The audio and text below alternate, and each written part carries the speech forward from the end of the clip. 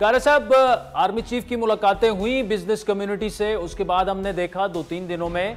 Dollar की कीमत काफी तकरीबन 20 से 25 रुपए का ओपन मार्केट में फर्क पड़ चुका है। इस पर आपकी क्या राय है? ये जो सब कुछ हो रहा है, what do you think about it? जहां तक आर्मी चीफ की मुलाकातों का ताल्लुक है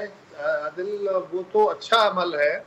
इसलिए कि इस वक्त गवर्नमेंट जो बैठी है केयर टेकर, वो अच्छे समझदार लोग हैं,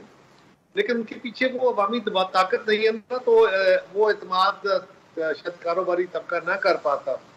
इसलिए आर्मी चीफ ने मुनासिब समझा होगा और उन्होंने मुलाकातें की हैं। नॉर्मली तो ये सियासी हुकूमतों का काम है, उन्हीं को लीड लेनी चाहिए,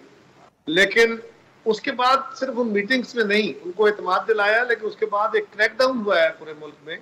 जिसका सारे मीडिया में पूरा रिपोर्ट हुआ है कि जो इस सारी मनी मार्केट को एक्सप्लॉइट कर रहे थे और इससे नाजायज मुनाफाखोरी कर रहे थे और स्पेकुलेशन के जरिए वो खराबी कर रहे थे,